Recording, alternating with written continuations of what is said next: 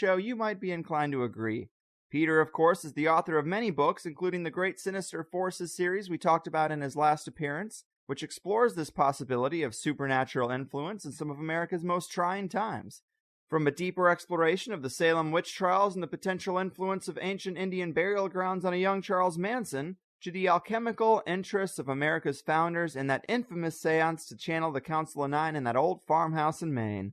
Yes, Peter Levenda has helped to make me see the significance and synchronicities between places, names, and dates that really make one wonder about the idea of ethereal puppet masters and just how much influence they might really have.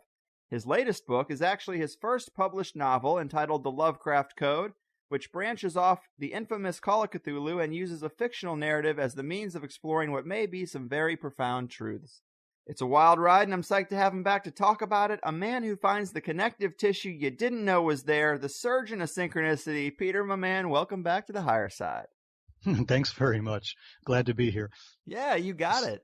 The surgeon of synchronicity. I like that. Well, great. I try to be creative, but it is getting harder all the time. And I got to thank you for doing this, because you become one of my favorite authors, tackling many interesting subjects in unique ways, and of course the Lovecraft Code is no exception. A lot of listeners probably understand this idea that truth can sometimes be told easier in fiction. It's why we love things like The Matrix and now Westworld, because they address concepts that are hard to get at directly but might still be pretty profound. Is that some of the reasoning behind why you went with a novel this time?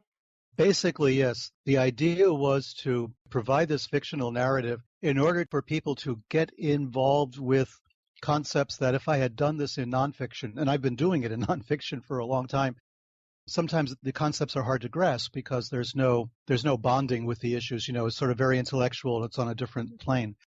The beauty of fiction is that you can bring some of this very heady intellectualizing down to a more visceral level, to an emotional level, where you can suddenly see why things are important and what the possibilities might be. I think that was the whole idea behind science fiction in its infancy anyway, was to take some of these hard to grasp scientific ideas about space and time travel and space travel and all of that, and try to make it more real, try to put human beings in the middle of what until then was, scientific speculation. But to put us in the middle there to say, okay, if this is true, this is how our lives will be affected. And I think that with the Sinister Forces books that you mentioned and the other books, I've been saying all of this. But I felt that maybe a novel might be a way to introduce some of these ideas in a way that people would more easily identify with and understand, and could suddenly see the connections falling into place. Great points, and I totally agree.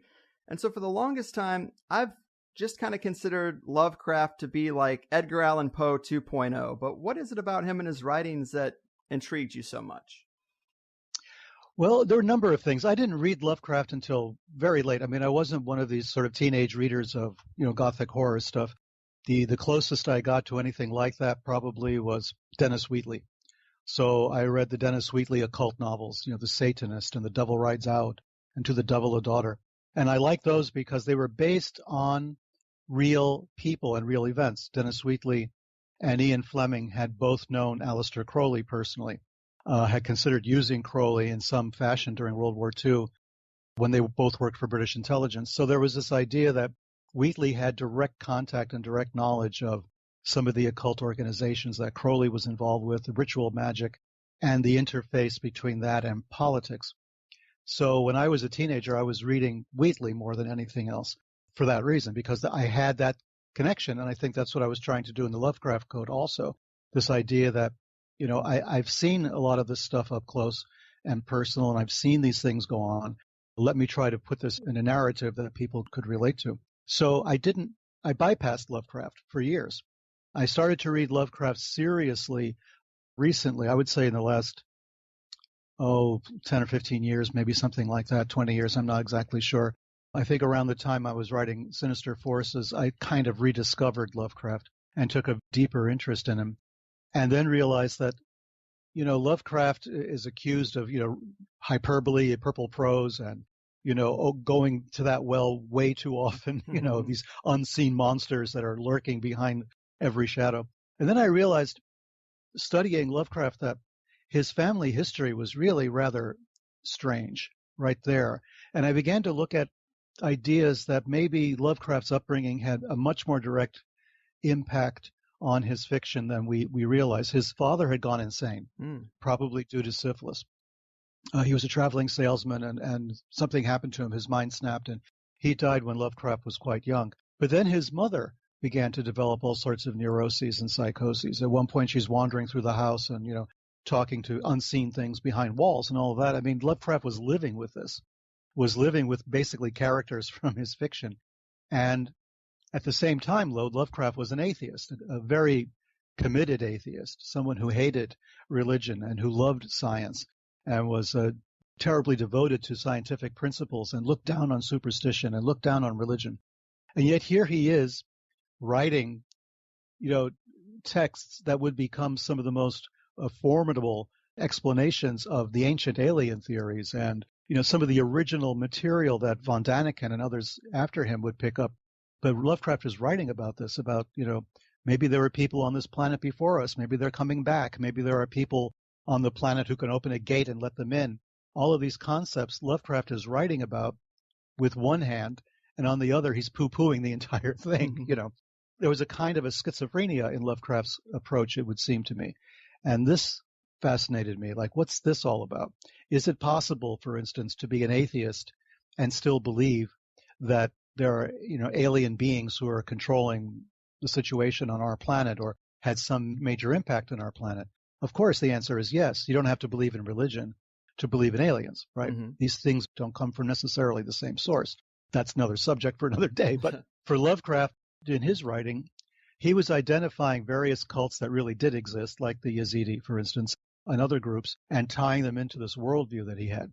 And so I started to take a closer look, and when I did that, I realized that Kenneth Grant, the English magician, was doing the same thing, was connecting Lovecraft to Aleister Crowley and to ritual magic in general, using Lovecraft's characters and his themes as if they were real and exploring that possibility.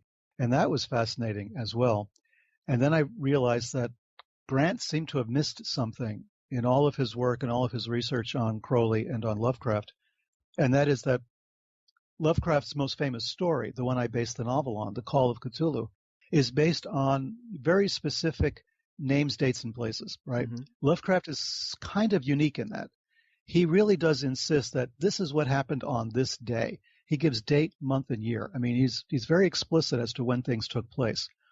And I find that also to be fascinating. So I started to deconstruct that. And that's when I discovered that, Lovecraft's famous group of worshippers of Cthulhu in the bayous and the swamps outside of New Orleans in Louisiana, this weird ritual took place on Halloween in 1907.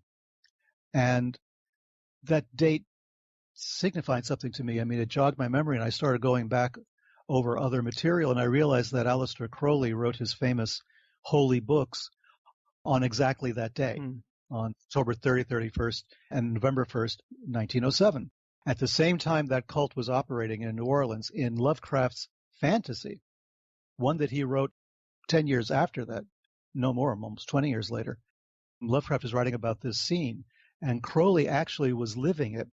And in the holy books that Crowley was writing, he uses a lot of the same imagery that Lovecraft would later use in The Call of Cthulhu. And I would look at the two paragraphs like side by side, what they were writing, and it was stunning that Lovecraft was essentially channeling something that had happened to Crowley 20 years previously. And, of course, I wrote The Dark Lord, a nonfiction book based on comparing Lovecraft and Crowley and Grant and some of the other material. So I realized Lovecraft was sort of telling us in The Call of Cthulhu, as you mentioned in the opening, that sensitive people, artists, writers, musicians, may actually be seeing things that are taking place before the rest of us do. Mm-hmm. They may be sensitive to weird phenomenon that's underneath the surface, the sinister forces that I wrote about. And Lovecraft, being an artist himself, as much as he wanted to be a scientist and an atheist, Lovecraft was a writer, was an author, was an imaginative, creative person. He was one of those very people he was writing about. And I believe that in The Call of Cthulhu and the Dunwich Horror and some of the other stories, he's actually prefiguring what's going to happen later. He's seeing something that's taking place. He's sensitive to it, whether he wants to admit it or not. Mm-hmm. I think that's an amazing perspective, and it does add some excitement to his stories. And I do like his stories, but I have to say I do know some diehard Lovecraft fans that rolled their eyes at me when they heard it was going to be a topic on my weird stoner conspiracy show. They just don't see the connection. But is there anything more that can be said to help make that case for some of those skeptics that there was some unconscious reporting or something real? There's these connections with Crowley, but is there anything else that might help nudge people or move the needle in the direction of taking it seriously, that there is something more to them than just good stories? Well, as I mentioned briefly, it was Lovecraft who really set the stage for so much that was going to follow. If it hadn't been for Lovecraft and his stories about Cthulhu and about all the other characters in the so-called mythos, if it wasn't for that, we wouldn't have had The Morning of the Magicians by Pauwels and Bergier in 1960. We wouldn't have had Eric von Daniken in 68, or, the Ancient Alien stories on the History Channel and, all of that stuff going on. Giorgio Tsoukalos and, all of his guys. I mean, all of this would not have been. I mean, Lovecraft saw it and wrote about it and essentially kind of warned us about it. And he did it in fiction. He didn't do it in nonfiction. His nonfiction is kind of predictable, and, he has a lot of correspondence with a lot of people. He's sort of, arrogant in some cases. He's definitely pretty racist for most of his life. And he had all of these other issues going on. But with all of that, I think because of that hothouse atmosphere in which he was raised, he was able to basically become a medium for these ideas. Lovecraft, if you only view him as a writer of pop fiction, of Gothic horror, as they say it, or pseudo-Gothic horror. I mean, some people argue with me over the Gothic horror label. But if they look at Lovecraft only as this guy who wrote for Weird Tales and a writer who's been sort of dismissed in this country as below par and subpar, just a kind of hack author, you're not going to see what's really taking place. Joyce Carol Oates, of all people, wrote, and edited a collection of Lovecraft stories. I mean, Joyce Carol Oates is not a lightweight, in terms of academic literature and the modern, literati of New York. She actually saw the value in Lovecraft and decided that she would, author, and edit a collection of his work. In Europe, Lovecraft is praised, but then so is Jerry Lewis and, David Hasselhoff. So, I don't know what we could say about Europe, but they have this reverence for Lovecraft because they think that Lovecraft gave voice to these cosmic sort of fears and uncertainties that we have. Maybe he did it inexpertly, according to, strict literary standards, but he did it. He did it when no one else was doing it. Everybody else was writing, sort of predictable science fiction monster stories. Lovecraft went a step further. He was trying to tie his vision into something more real, a very real sense that a scientist or an astronomer might have of looking at the world and realizing it's not as stable as we think it is.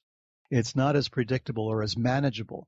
It's not subject to our control. The universe does not love us. The universe is out to get us if we let it. And that was Lovecraft's approach. Now, there's a lot of people who would argue with that. It's all cool, man. It's all good. Don't worry about it. Lovecraft was not one of those. Lovecraft was saying, look out. There's something dark out there. There is a hidden threat in the world, in the universe, and we have to confront this thing head on. And he associated it with ritual magic. He associated it with, performing rites in the jungles or in the forests, to ancient pagan deities. To Lovecraft, society and civilization was the bulwark against all of this stuff. But at its heart, there was a dark streak, and religion was part of that dark streak. Religion was a way in which this darkness would get into us, would start to infest everything, because religion at its heart grew out of pagan concepts. And this is what I think bothered Lovecraft very much and made him very sensitive. Mm-hmm. So, yeah, I could see where people would say, Lovecraft, are you kidding? What is that all about? But, when I started writing the novel, and I started writing the novel some time ago, it's changed a lot in the last few years because of the political situation, but I began to see what Lovecraft was writing about. If you really look at the resurgence of all sorts of religious fanaticism, and I don't just mean from the Middle East and from, Islamic quote-unquote terror groups, but just in general, this kind of intensity that's coming out as a kind of reaction against materialism and a reaction against science or a reaction against technology.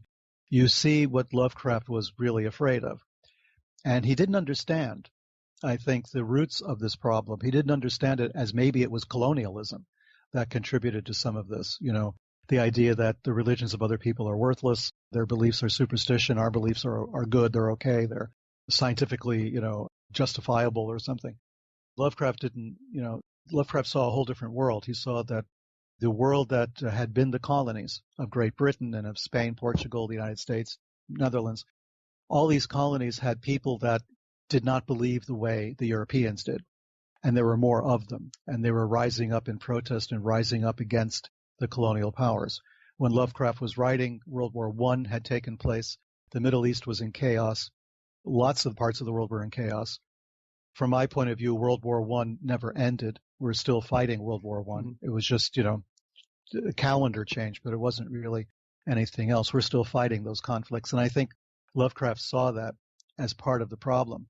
He thought that, their belief systems, the quote-unquote other belief systems, were a threat to science, to technology, to, the Western way of life. And he gave voice to these concerns in his books with in no uncertain way. I mean, you can actually sit there and read it from that perspective and read Lovecraft's works as a critique, of the colonial peoples and of how we should, support colonialism, basically, and keep everybody else down.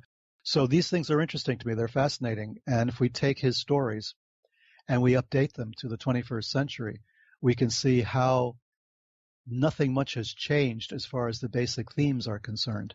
Just the names of the players may have changed, and sometimes not even then. But for the most part, the themes remain the same. Mm-hmm. Yeah, that is a great framing of kind of his headspace at that time. And I'm also pretty intrigued by that worldview. A couple of the elements that I've heard you talk about before that kind of convinced me there might be more to this is in some of his correspondence, he mentioned that some of these ideas came from dreams, which is something that gets to that unconscious reporting angle. And apparently, not only did his parents both experience insanity, but he had access to some Freemasonic and secret society material via his grandfather, I understand, which is another element that you could say, well, he had real knowledge that was kind of off the books, and he might have incorporated some of that into his stories and worldview. But those are some of the things that I thought struck a chord with me. And also, apparently, when going back to the Crowley connection, as odd as the name Cthulhu is, there's also a synchronicity there, it seems. Yeah, in those very stories, the very text that Crowley was writing in October 1907, the word Cthulhu comes up. And even Crowley didn't know what that meant. He had no clue, but that word came to him with some intensity. And then, of course, like I say, 20 years later, Lovecraft is writing about Cthulhu. And the idea that the same kind of sounds, the same image was coming through in Lovecraft's dreams on the one hand, and in Crowley's ritual workings and the trances that he was in on another. I mean, Crowley wrote the Book of the Law, that seminal work of his religion, in pretty much the same kind of state. And then that was in 1904. So he's in this mode, Crowley. By 1907, he's now writing profusely all of this other material, and it's all kind of spooky and, Gothic in nature. And then in the midst of all of this, of black obelisks and everything else, very Lovecraftian imagery, comes the word Cthulhu. And it's so similar to Cthulhu, you have to sit there and think, well, there's got to be, they're hearing something. They're hearing something legitimate. And, the word Cthulhu itself, I started to explore it in other languages and other disciplines, and it comes out in the Lovecraft Code. And I talk about a Tibetan word, Cthulhu, and a Cthulhu is a shaman. It's a priest, and that is exactly what Cthulhu is supposed to be, the high priest of the old ones, And so in Tibet you have Cthulhu, and he's not only a shaman, he's like an exorcist shaman, and in some cases a shaman who's come back from the dead.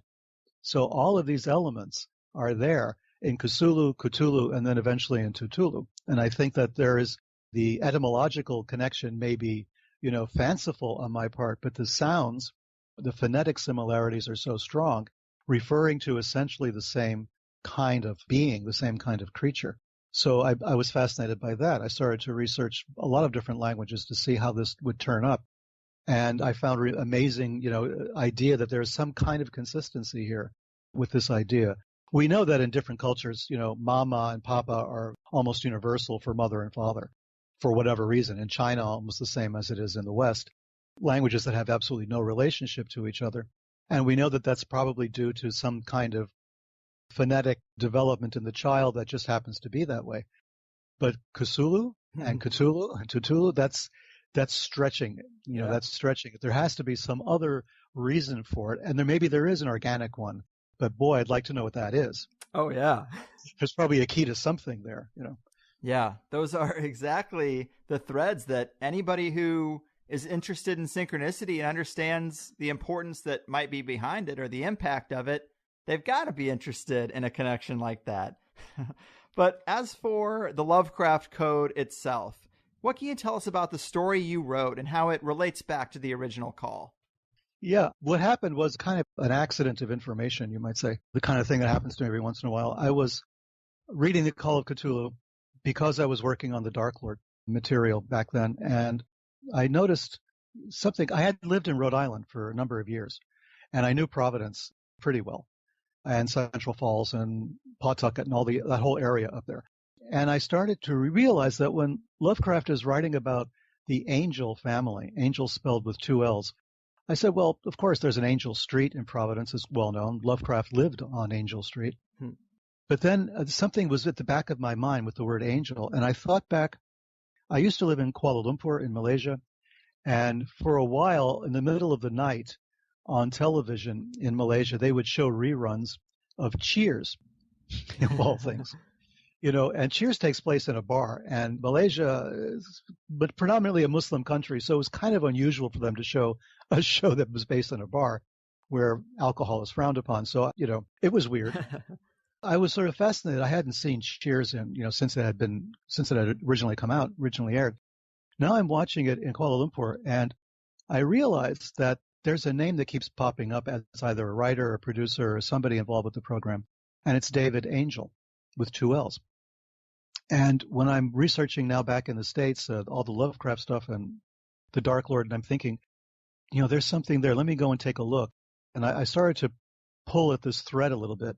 And sure enough, David Angel was on one of the planes that slammed into the World Trade Center. His plane hit the North Tower. He was flying from Boston to Los Angeles, and he died, of course, in that attack on 9/11. So here was David Angel, who had written a lot of the material for Cheers, for Wings, and then for Frasier.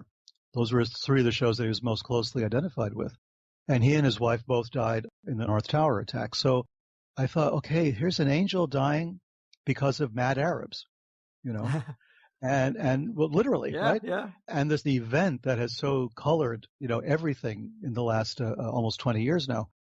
It was fascinating. I thought, what is the connection here? I mean, there's George Gamal Angel, the professor who was investigating the Cthulhu cult in Call of Cthulhu. And then we fast forward 100 years, and there's David Angel dying on 9/11. And I thought, there's a connection there somehow. There's some kind of a visceral thing. And the story started to germinate from there. What if, in this era, in the 21st century, a descendant of that Angel family who has some kind of guilt over one of his relatives who died on 9/11, who was appalled by it, who was a professor of religion and a believer and somebody who, maybe a little cynical about religion, but was still more or less a theist of some kind, now has to see that take place, and he's motivated. He's sort of the dark sheep of his Angel family, and he's motivated to go and serve in Afghanistan, in 2003. He wanted to go and do something in 2002, 2003. He makes his services available. He speaks Farsi, Arabic, Urdu, Pashto. He has the background in the Central Asian languages, and of course they use him, and he feels he's making a contribution. And then at one point he witnesses something horrible. They bring him back. He's in Iraq with the invasion of Iraq, and he's in Mosul in the north, and he witnesses a massacre of 23 Yazidis by some Muslims who were really angry that the Yazidis did not allow one of their daughters to marry a Muslim, and she went ahead and married a Muslim man. They stoned her. The video of that went out. The Muslims got angry and they killed 23 Yazidis. So here is our hero, Gregory Angel, a professor of religion, and he's witnessing this massacre. And that's a real massacre. That massacre took place on that day in that place. I'm following Lovecraft's lead here and using real dates and places and events. So here was the real event. This was the attack in Mosul. Now, we hear about Mosul constantly in the news today because of all the fighting around the Islamic State. But back at that time, it was the time when there was the great surge and there was the push to get rid of al-Qaeda in Iraq. All of this is going on, and Gregory Angel, my character, witnesses this, and now his faith is completely shaken. He realizes that religions are killing religions. There's something wrong with his worldview.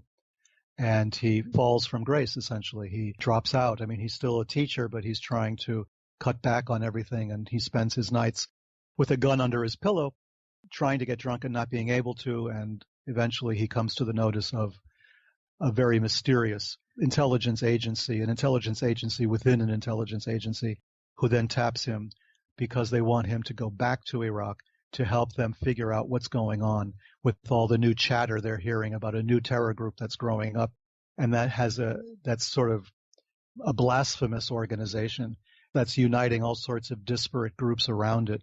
And the U.S. intelligence is extremely nervous about this group. They don't know what it is, but it's not the Islamic State. It's something potentially much worse.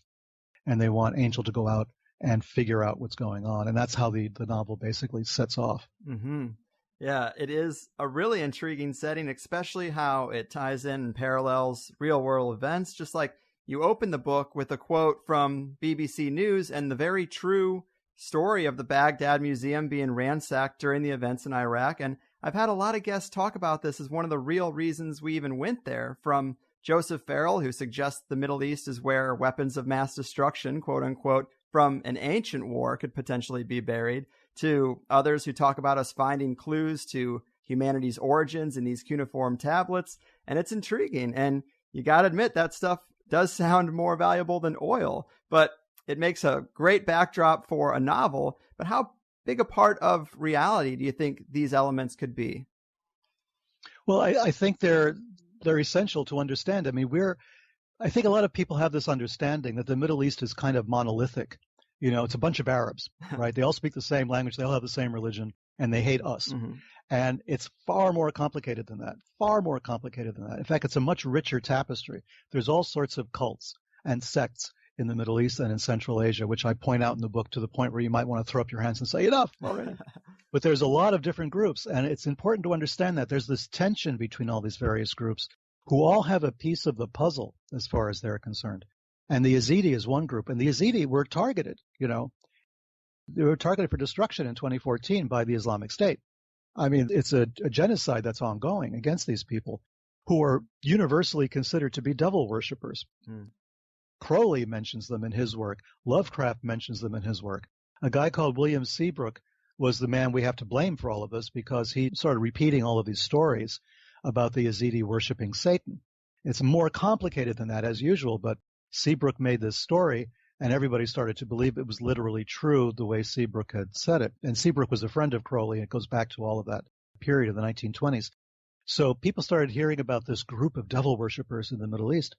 And to the Muslims, they are devil worshippers. And to the Christians, they're devil worshippers. They're the most besieged people in that part of the world, probably, are the Yazidi. And their women and children have been taken into slavery. The men have been massacred. It's a horrible thing. And yet they may have a piece of the puzzle as to who we are and where we came from. Right. The Yazidi say they're descended from the Sumerians. They insist they're the oldest people on the planet, which is hyperbole, to an extent, but at least what they're doing is they're showing their connection back to the most ancient times. Their coat of arms has cuneiform script on it. They're trying to emphasize the fact that they're the original people. They're what's left of ancient Sumer, which is interesting because the Sumerians themselves have disappeared. They sort of faded out of existence with the Babylonian takeovers, the Akkadians, and who were Semitic people. The Sumerians were not Semitic. They were not Arabs. They were probably closer to Iranians ethnically. And the Yazidis are too. I mean, they speak a Kurdish language, but they may be more ethnically related to Kurds. But the long reason I'm going to all of this is because we're talking about ancient origins. We're talking about the most ancient origin, which is, the Middle East, Mesopotamia. It's the cradle of civilization, as we always call it. And it's probably older than we understand. And most of the cuneiform texts that we've taken out of the Middle East have not been translated yet. The vast majority have not been. There are very few cuneiform experts who are out there with access to this material. So there's a mountain of material that hasn't been translated. We don't know what that material is. And there's much more besides still out there in the deserts and in the swamps of Mesopotamia, particularly up in Mosul and near the ancient town of Nineveh, where some of the most fabulous finds were made. Mosul is extremely important to the world as far as the repository of ancient artifacts and ancient texts. Mosul is extremely important, and that's where the Yazidis themselves were based, just a little bit north of Mosul. So they're connected to that region for sure. I mean, they're 100% right where that's concerned. And, they have very strange religious things. They're not similar at all to Islam or Christianity or Judaism. There's like elements of all of that, but also elements of Zoroastrianism. And there's a serpent symbol that's, always there next to the entrances to their shrines. There's the peacock angel, which they call basically their version of God, or God is kind of a problematic term in Yazidi religion, but let's just say their version of God is this peacock angel. But they also have a shaitan, which they believe is a fallen angel, the way everybody else believes in it, Satan. However, they feel that Satan will be the first angel to be welcomed back into heaven at the last days.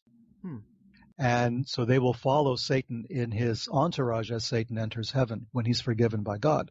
So there's this very complex religious system that the Yazidi have as well. So there's all of this, and that's just one group in Iraq.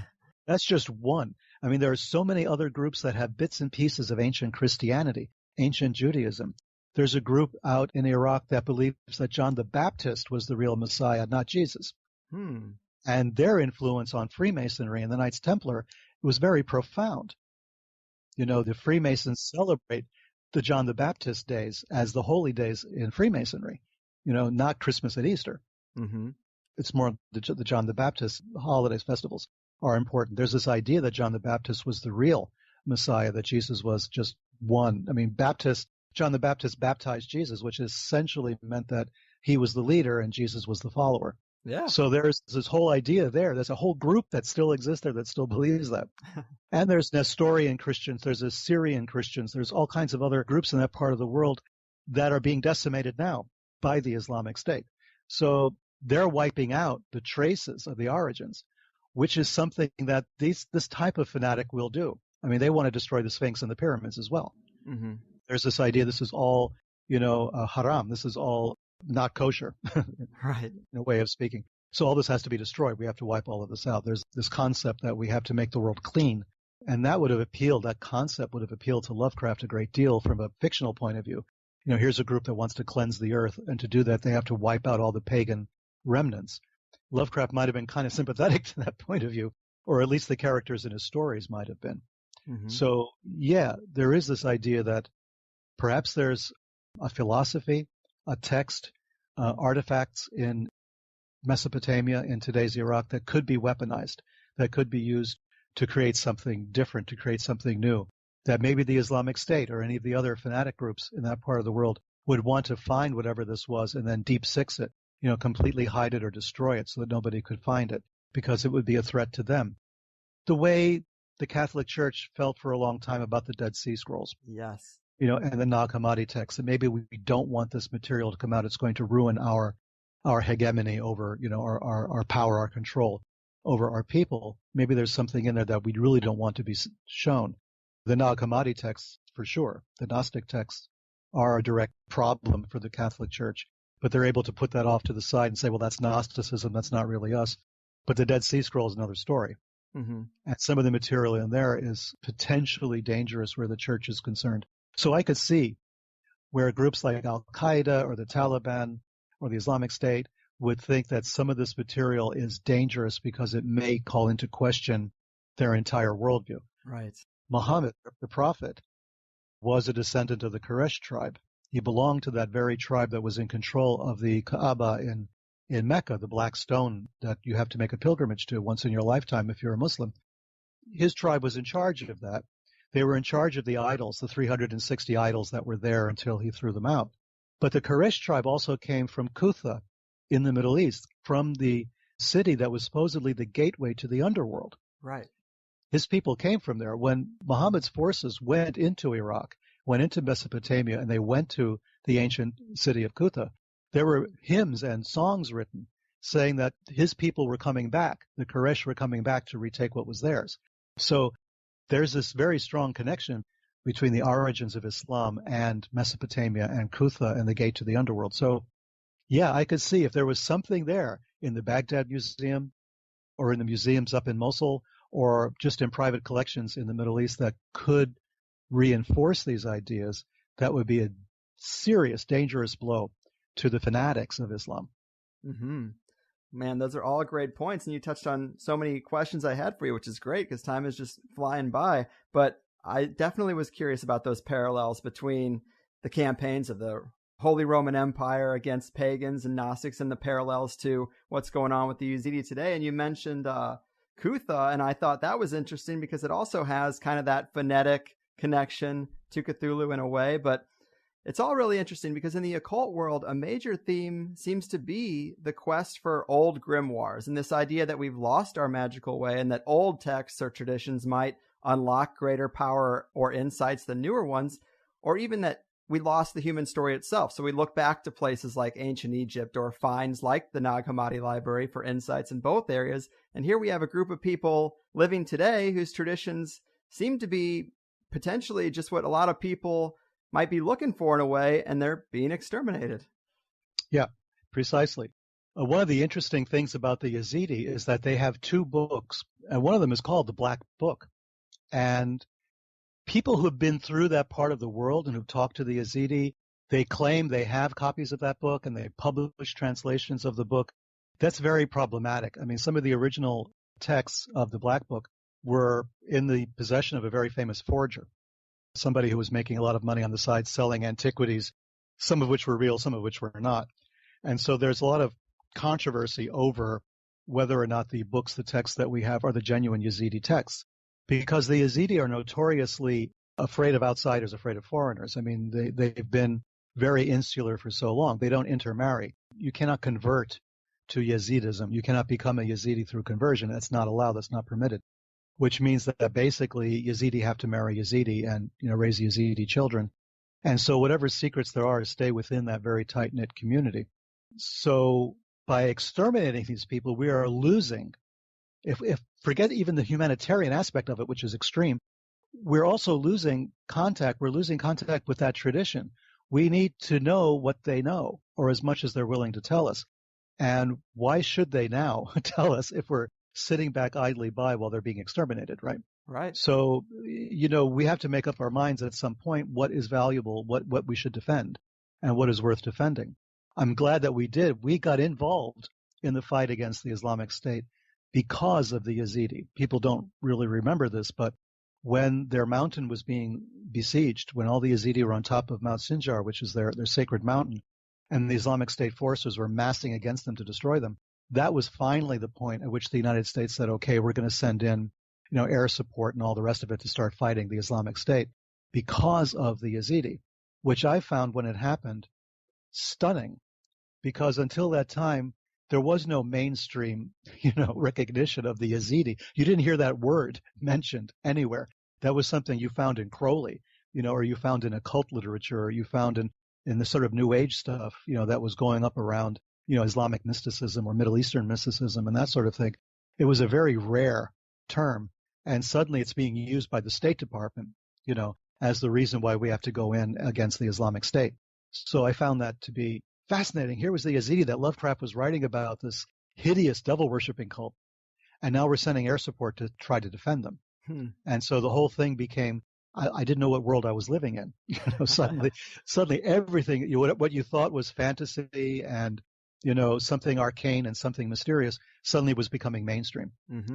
Something that we were actually going to send troops to defend, people that everybody had been trying to kill for the last 2,000 years, roughly. People that had been hated and despised by Saddam Hussein, by some of the more fanatic Islamic sects, by some of the Christians and some of the other groups out there. They held them in terrible suspicion, these people. And now suddenly we're out doing whatever we can, hopefully, to save them or to save as many as we can. So it's an interesting reversal of what happened, of what Lovecraft was writing about in the 1920s and what actually is taking place 100 years later. But yeah, this idea that we're in Iraq for the oil, I think that ship sailed a long time ago. I think the oil is no longer as much of an issue anymore as it used to be in the first place for the United States. But also I think that the oil is a sideshow at the moment. At least the oil in Iraq is a sideshow. A lot of the oil fields have been destroyed. Some of them are back online, but the Islamic State's trying to sell the oil, to raise money for itself, like they were selling the artifacts also from the museums. All of this stuff is very messy and very complicated. But I think the real issue for us in that part of the world is this is where we all trace our origins, our origins as a civilization, not as Homo sapiens, but our origins as a civilized people. We trace it back to that part of the world. That's where it started, even before Egypt. So we know that this area contains something that's extremely valuable to us and extremely necessary. And the people who've lived there for thousands of years are the people who know better than we do what it is that's so valuable there. They may not even know that they know, but they do know. They have access. They know where the shrines are. They know where the underground stuff is. They know where the texts are. They know what the stories that have been passed down generation by generation are. They know this better than we do. And we're allowing them to be slaughtered. And that is really terrible for us in general, for the human race, in general. We need to know what that's all about. We need to know what they know. Amen. And this is kind of a sidetrack or a tangent, but when it comes to esoteric or magical themes that I get to talk to about with guests, it's often very much in regards to either secret societies, Aleister Crowley, or Egypt. But I'm starting to feel like voodoo or the Afro-Caribbean traditions should get a little more attention, and they do in Lovecraft's work, but can you give us any insight into the magic of those traditions or how they might be different from others that we're more familiar with? Sure. I mean, there's Crowley's weakness in all of this. His own book of the law said, you're supposed to teach the Obeah and the Wanga, right? There are references to Afro-Caribbean religion, and Crowley just never went there. So Kenneth Grant picked up the mantle there a little bit. And, of course, Michel Berthiaud, based in Chicago, was very much involved in voodoo and trying to relate Afro-Caribbean religion to Thelema and to, modern esotericism and all of that. And it's another fascinating aspect of research because we are trained to think of religions in terms of scriptures and in terms of texts. It took us a long time in the West to realize that not all texts are written down. You can have an oral text as well. And because they're not written down, we ignored them. It was like this blind spot that we had. But for instance, in Yoruba religion, you have Ifa. And you have what's known as the Table of Ifa, which is their divination system. And it's extremely complex. It's much more complex than the I Ching. It's 4 times more complex than the I Ching, and not a word was ever written down by the Yoruba diviners. It was all memorized. They took years and years of training to memorize every one of those 256 odu, as they call it, 256 binary figures, dots and dashes, basically, 256 different ones. They had to memorize them, memorize the deity that was associated with each one, with the colors and all the other correspondences and the rituals and the stories and traditions with each of 256 figures. And it was only when they had mastered that could they be a practitioner of Ifa. This kind of complexity and richness was ignored by the West for a very long time. And yet you can go to santeros, Santeria priests or priestesses, santeras in Miami down here, in Florida or anywhere, any major city, and they'll be throwing seashells, right? These cowrie shells, which is the descendant of that system. It's basically the same system, just a simplified version of it. And that's just one aspect, that complex system. And it's a very complex system. And it's 256 figures, which then relate to 256 squares on the Enochian tablets, the watchtowers. Also, we're going to give us 256, except for the cross in the middle, which is the 20 squares tablet of union. But the 256, those are all the elemental squares of the 4 tablets. And if you start to see, as I have in my own writing, and I'm working on a much larger book that would bring all this together, there's a consistency behind it. There is something that's very, very deep that was a treasure in Africa. and unknown outside of Africa due to the fact that we just felt these people were superstitious, and since they didn't have any writing, they couldn't have anything of value. So the Afro-Caribbean material to me is, if anything, more fascinating because it's real living religion, but it's also real living magic. The two have not been separated in Afro-Caribbean religion. So voodoo, Santeria, Palo Mayombe, Candomblé, all the other groups, this represents something very real, something very alive, something that pertains to a human being living in the world today as far as, realistic expectations and concerns. But there's also the very deep spiritual element and a mystical element as well. So I've spent some time among these groups and among people who are practitioners of those groups. And I've had at one point someone actually using the table of Ifa, someone who didn't know me very well, then this was many years ago, casting the coins or the shells rather on the wooden table. It's a circular table with some of the figures carved into it. And so accurately representing not only my present circumstances, but understanding the past very specifically, and then the future, all in one time, at one moment. And I asked at the end of it, I was sort of shocked that this person was able to do that. And I had been to fortune tellers and astrologers and everything else, so I wasn't a stranger to this. But this was sort of uncanny. And so I asked the guy, how did this happen? And he said, well, it's nothing to do with psychic ability at all. He said, I'm not psychic, I have no special abilities. It's the system itself that's psychic, essentially. The system itself is spooky. And that sort of changed my thinking on a lot of this, So I thought, okay, let me start looking at these systems. And so the Afro-Caribbean systems are very rich and very, very powerful. They're very messy from our point of view. There's just too many gods and goddesses and too much stuff going on. And there's too many herbs and materials that we don't understand or know, and all kinds of things. I mean, it's an entire culture. And for us just to sort of make arbitrary judgments on it is wrong. I mean, you're missing most of it, 90% of it. But it still is worthwhile looking. There is the Afro-Caribbean stuff I bring up in the Lovecraft Code. It's going to be expanded greatly in the second volume, the sequel to Lovecraft Code, which is called Dunwich, which will be coming out around this time next year. So you'll have more of the New Orleans aspect of these things. I'll go into the Afro-Caribbean much more to try to show how that's related to the cults in Central Asia and the Middle East, what they have in common, some of the basic things that all occult groups and secret societies have in common. So, there's more of that to come in the next volume. That's awesome, man. Yeah, definitely a lot of mining for truth probably left to do there for anyone who's sick of rehashing Greek and Roman mythology. I mean, there's a lot more people in the world. Oh, yeah. And, just to get back to the Lovecraft Code, just like in Sinister Forces, the nexus of names and places and dates is a huge part of this book and where a lot of the truth contained in it lies. And I guess a good example of this might be the elements that take place in Florida, or this bizarre German guy named Carl, right? Oh, yeah. He's one of my favorite characters, man. This guy, I mean, I've been to Key West a number of times and stuff, and, you hear stories, and eventually people have written about him a little bit. This is a real person, Carl Tanzler, he has had a number of different names, but Carl Tanzler, we'll call him that for now. Carl was a German who is famous in Key West because at one point he fell in love with a Cuban woman, a very young Cuban woman, Maria, who died of tuberculosis. He tried to save her. He was not a doctor necessarily. He worked at a marine hospital in Key West. He was an X-ray technician, mostly. We're not even sure where he got that training. But anyway, he fell in love with this woman, and he tried to heal her his own way. And, of course, it just didn't work. It didn't happen. She died. He built her a mausoleum in Key West, a beautiful mausoleum that he interred her. The family sort of allowed him to do this. He interred her in this mausoleum. But what the family didn't know was that the mausoleum was specially constructed.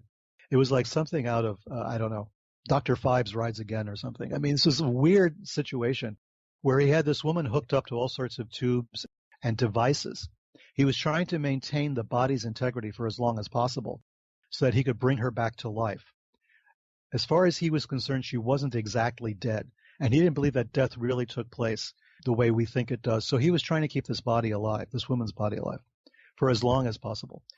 And there were rumors that he had a telephone system put into the mausoleum so she could call him if she came out of her death trance or whatever it was she was in.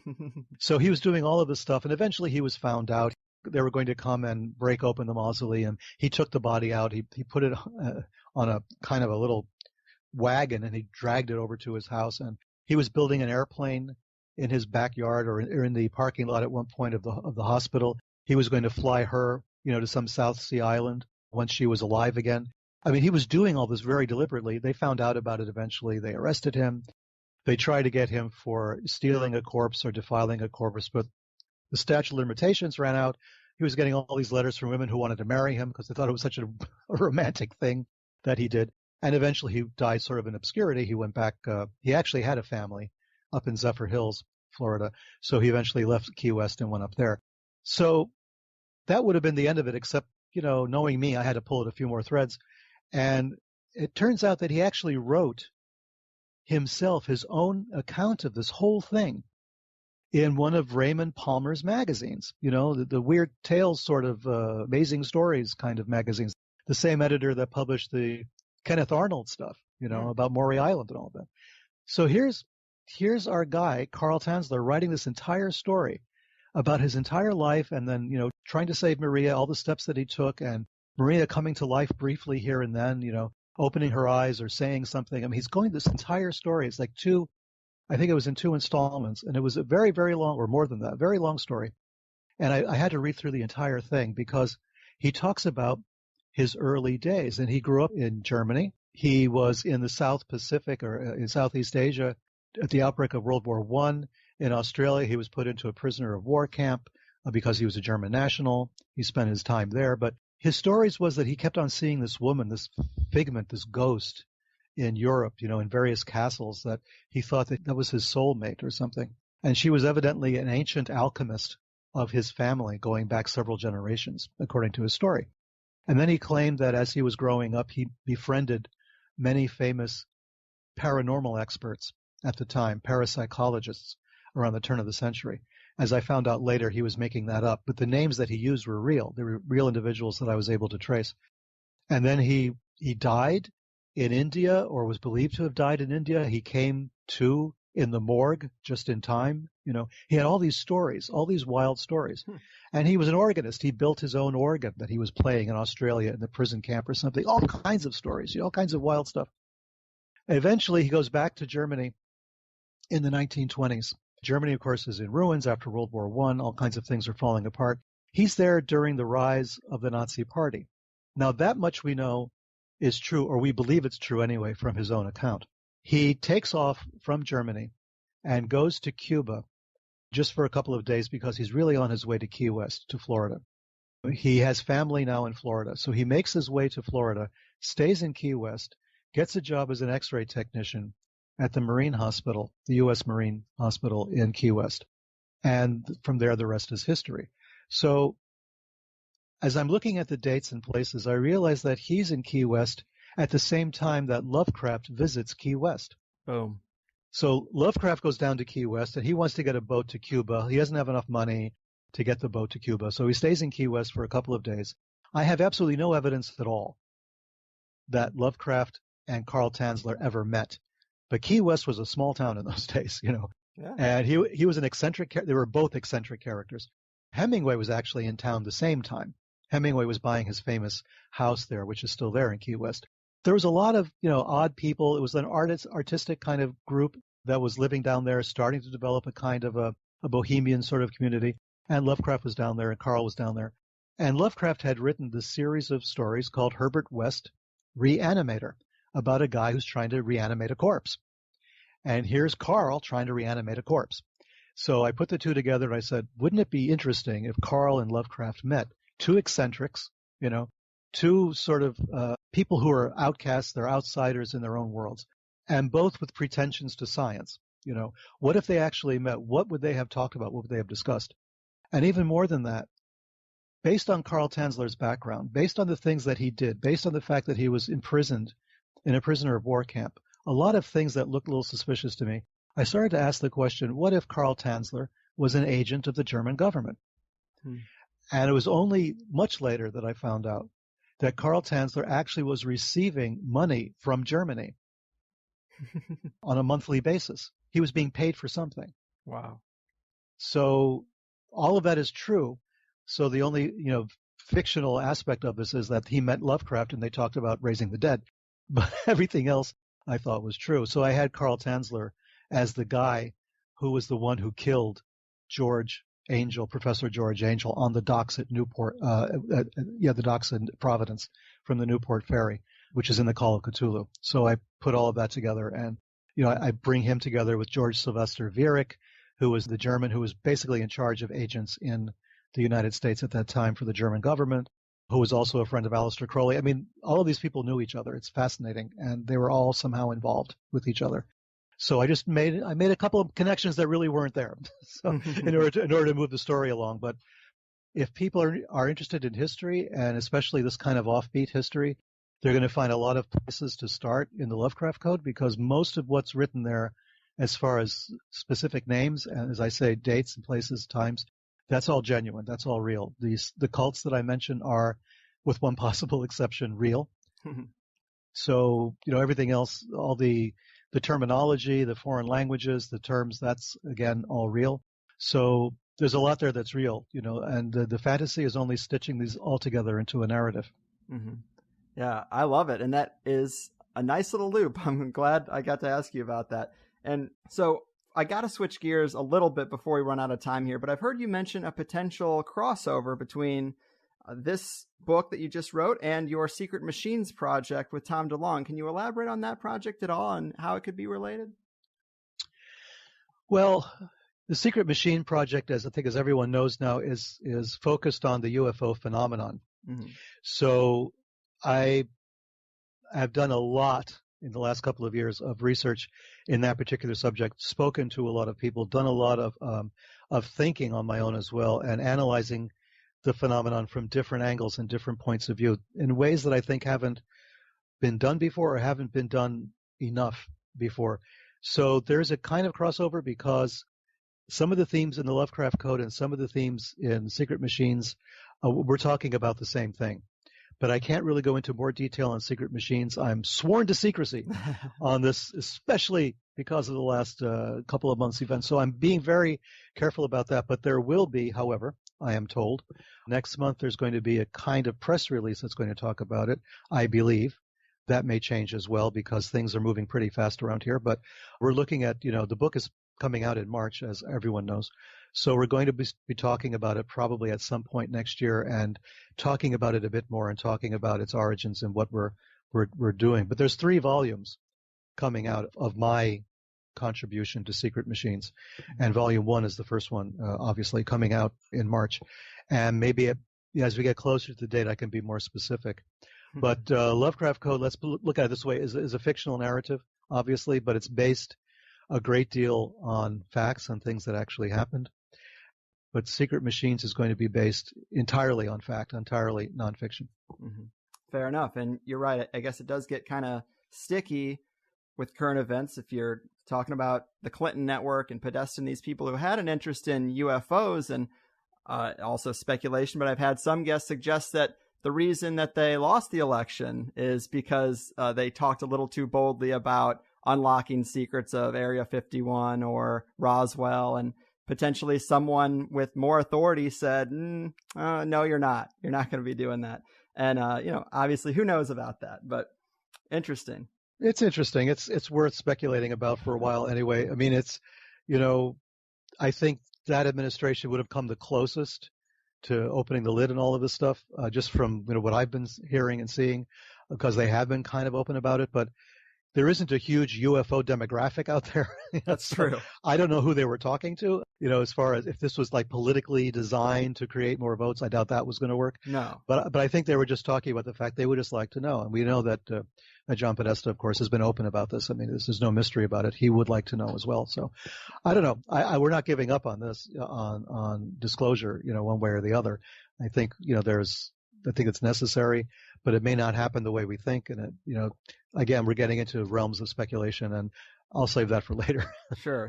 The last thing I wanted to kind of ask you about Secret Machines, and you can just give no comment if you want, but you do cast a wide net because your background seems to be more focused in occult or unseen forces in a lot of your work. And to me, that kind of insinuated the possibility that the approach in Secret Machines might get into more how those areas relate to UFOs rather than aliens from space. And I noticed that secret is spelled with a K, and I thought maybe that could be a clue to the magic connection because it's also sometimes spelled that way. Any thoughts? Okay. Fair. I love it. Well, I am anxious to have that come out. So one other thing, another kind of random one, but I've heard you describe the Lovecraft view in jest as the elder gods wanting to make the planet great again, which is funny. I love that. But when it comes to current events, do you see any sinister forces at play? Oh, I mean, too much to enumerate, probably. I mean, I feel like I'm living in one of my books now, you know? It's crazy. And not necessarily sinister forces, maybe one of the other ones. So I feel that I'm you know, it's in one way it's fascinating because you're actually in the midst of an historical period that could turn out to be a disaster, but you're in the midst of it. I mean, you're seeing it all around you. You know, you don't know exactly what's going to fall out from all of this, but at the same time, I see the strains that I've been writing about for the last 20, 30 years, you know, sort of moving into place. I mean, things I've been researching since Watergate, you know, suddenly manifesting in different ways. In certain ways, I see this, you know, a bubbling cauldron of all of this. It's like we're now going to start talking about all of it. You know, it's like everything is okay to talk about now. Every conspiracy theory you can think of is fair game. You know, let's get it all out. Let's talk about everything. Whereas before, this was not mainstream. You know, this kind of pursuit, especially mine. I mean, I was writing probably to a very small audience, but I was trying to verify everything and, you know, footnote everything and source everything meticulously and to build up to, you know, this kind of ongoing revelation. And now I see people just sort of, you know, vomiting it all over the place. It's like, it's weird. It's like, you know, it's like living in, you know, a copy of Sinister Forces and not knowing how it's going to turn out because, you know, I'm desperately flipping pages here to see what the end is. I mean, it's like that. There's so much that I wrote about, you know, from a sort of a distant, sort of academic kind of objective point of view, suddenly is all around me. I'm wading through it now and trying to figure out what am I supposed to make of all of this right now. So yeah, it's fascinating. It's a fascinating, if nothing else, it's fascinating. Yeah. Cheers to that. And to relate current events back to this fish or amphibious god archetype, have you looked into this idea that the frog-headed Egyptian deity Kek influenced the election through the Pepe the Frog meme? I mean, it's weird, but it's got a very Levenda-ish thread of synchronicities that really make you think twice. Yeah, I kind of looked at it, you know. I mean, obviously people were mentioning it to me and trying to make me weigh in on it one way or the other. Of course. And I'm looking and thinking, what the hell am I supposed to make out of this? So again, it's one of those things like the Khazars. I'm kind of pulling back until I get more information, but it is bizarre. I mean, it's totally bizarre. Where did it come from? Was that one of the 4chan things originally? I don't know. Yes. Was it? Okay, there you go. Well, all right. Yeah. Well, just the things in a nutshell that I think are interesting is that, of course, they say Kek is an Egyptian personification of primordial chaos. Trump would be the chaos candidate. 4chan is a chaos environment. And of all the little synchronicities, also both candidates mentioned it. Of all the things going on in the election, to have this little stupid frog meme reach the heights of Hillary commenting on it and Trump retweeting it, I mean, if you're going to talk about influence, it made it to the top on both sides. Oh, yeah. One last little synchronicity. Apparently, it seems to be the earliest one. Back in the 90s, there was a PC game, Trump's Real Estate Tycoon, where the player goes up against Trump in a Monopoly-style game of real estate trying to bankrupt the Trump empire. And at the beginning of the game, you get to choose between just a few fake corporations to go up against Trump. And one of those corporations is Pepe, and its symbol is a winding road. And I don't know, but it's interesting, man. Oh, it is for sure. I mean, but, you know, I think everybody's taken that and they're running with it. So they probably don't need a lot of input from me on this. I think they're doing a good job on their own. So I'm going to stay off the radar on that one for a while until I can get a better feel for it. Fair. And that's kind of the nature of these synchronicities, is they're so open to interpretation, and skeptics can look at all of it and say, this is all bullshit. Yeah. But when you stack them up, it gets harder and harder. Yep. Yeah. Man. All right. Well, I could bounce weird questions off you all day, but that does pretty much get us to the finish line here.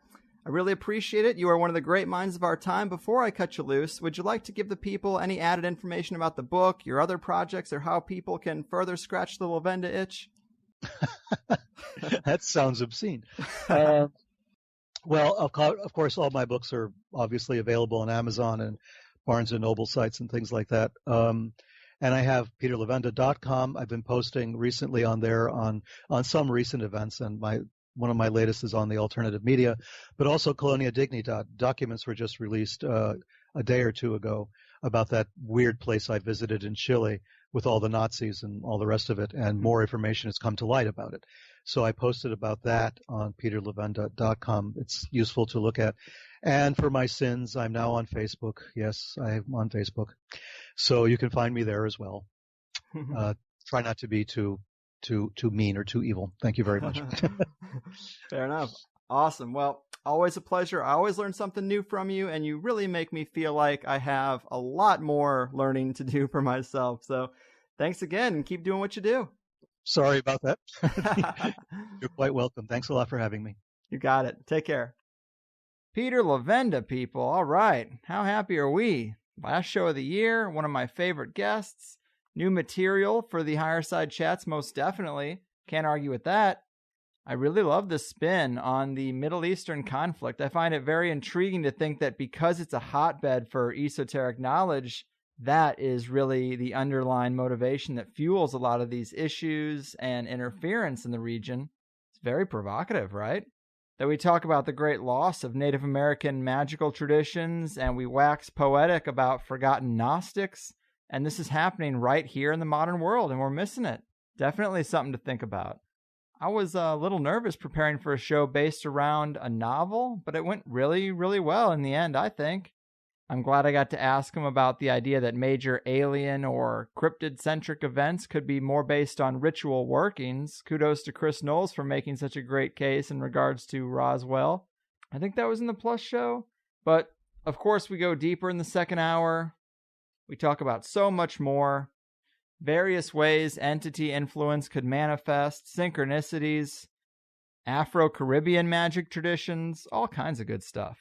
And hopefully he'll come back to talk about secret machines when the time is right. But hopefully you all had a great year despite all the internet memes about how terrible it was. It was one of the best years of my life on a personal level, I gotta say. I got engaged, did some traveling, reached a new level of security with my little independent show here. And I think the key is to stop thinking about events as things that happen to you, and instead realize you truly do make everything happen. You never had a shitty job you didn't apply for. You never got trapped in debt you didn't sign up for. Nobody got a shitty body they didn't feed junk to. And if you didn't like 2016, think about all the hours of media you might have consumed, all the time wasted on social platforms. Those are choices and how we spend our time. So if you feel behind, go out there and make life happen. Don't just wait for it to come to you. That's what I'd say. It's a much more empowering way to look at life. And of course, what works for me won't work for everyone. Either way, you know I love you guys. Thanks for a great year of support. I hope you got everything you'd want out of this podcast and more. And we got plenty of weird roads to walk down in 2017, I'm sure. So I'll see you on the other side. Drink a little drink, smoke a little smoke, stay safe, and have a happy new year. Your move, Middle East meddlers and Yazidi secret seekers. Your fucking move.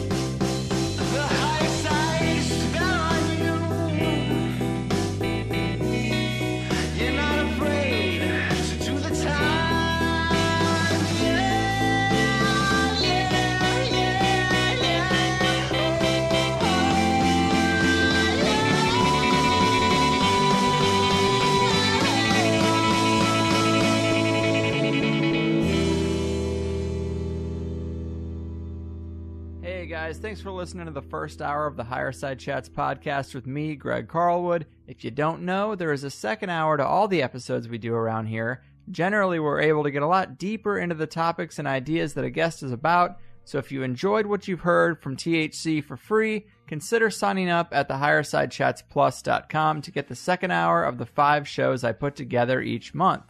I never really wanted to be a paid subscriber podcast, but I really hate the idea of spending airtime promoting some product that's completely unrelated and telling you the best way to support the show is to buy an audiobook or new underwear by mail or something crazy like that. So instead, if you like the show, double your time with it for $5 a month and let's cut out all the other shit. It's half the price of a movie ticket and you get at least an extra 5 hours of show a month. Collectively, it keeps us stable and it frees me from wasting your time with anything but the show you came to listen to.